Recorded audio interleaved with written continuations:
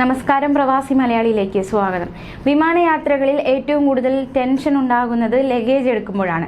അത് മാറിപ്പോകുമോ എന്ന പേടിയായിരിക്കും പലരെയും അലട്ടുക. ഇപ്പോഴിതാ എയർപോർട്ടുകളിൽ ലഗേജുകൾ മാറിയെടുക്കുന്നത് പലർക്കും തലവേദനയാകുന്നു. കഴിഞ്ഞ ദിവസം കണ്ണൂരിൽ നിന്ന് മസ്കറ്റിൽ ഇറങ്ങിയവരുടെ ലഗേജുകൾ മാറിപ്പോയതാണ് വലിയ പ്രയാസങ്ങൾ ഉണ്ടാക്കിയിരിക്കുന്നത്. വാദിക ബീറിലുള്ള ആളുടെ ലഗേജ് ബുആലിയിലേക്കാണ് പോയത്. പലരും വീട്ടിലെത്തിയപ്പോഴാണ് ലഗേജുകൾ മാറിയത് അറിഞ്ഞത്. വാട്സപ്പ് ഗ്രൂപ്പുകളിൽ ഇതുമായി ബന്ധപ്പെട്ട് വലിയ തരത്തിലുള്ള അന്വേഷണങ്ങൾ നടന്നു. അങ്ങനെയാണ് പലർക്കും ലഗേജുകൾ കിട്ടിയത്. പലരുടെയും കയ്യിൽ ലഗേജ് കിട്ടിയപ്പോൾ വീട്ടിൽ നിന്നും കൊണ്ടുവന്ന ആഹാര സാധനങ്ങളൊക്കെ ചീത്തയായി. വിമാനത്തിൽ കയറിയാലുള്ള മലയാളികളുടെ പലതരത്തിലുള്ള സമീപനങ്ങൾ എന്നും വലിയ ചർച്ചയാണ്.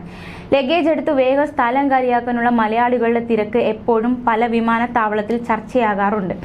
പലപ്പോഴും വിമാനം ലാൻഡ് ചെയ്യുന്നതിന് മുമ്പേ ചാടി എഴുന്നേൽക്കുന്ന മലയാളികളുമുണ്ട്. പലപ്പോഴും വലിയ അപകടങ്ങളാണ് ഇതുണ്ടാക്കുന്നത്.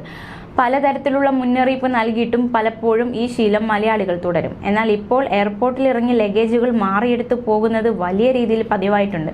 പലർക്കും യഥാർത്ഥ ഉടമയെ കണ്ടെത്താനാവാതെ ആഹാര സാധനങ്ങൾ കേടുവരുന്ന അവസ്ഥയുണ്ട്. പലപ്പോഴും പലരുടെയും രേഖകളെല്ലാം നഷ്ടപ്പെടുന്ന രീതിയിലേക്ക് കാര്യങ്ങൾ പോകുന്നു. അതേസമയം കുവൈറ്റിൽ നിന്നും കോഴിക്കോട്ടേക്ക് തിരിച്ച എയർ ഇന്ത്യ എക്സ്പ്രസ് സാങ്കേതിക തകരാറ് മൂലം അടിയന്തരമായി തിരിച്ചിറക്കി.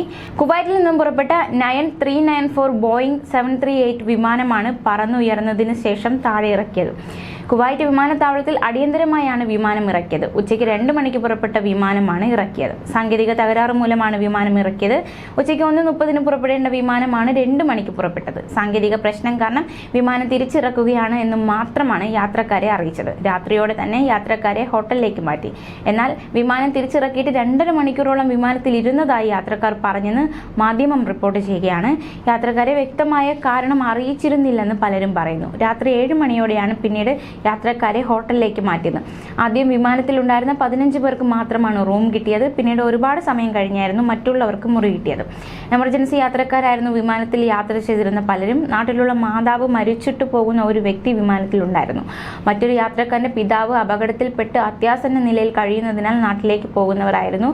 വിമാനം വൈകിയതോടെ പലരും വലിയ പ്രതിസന്ധിയിലായിരുന്നു.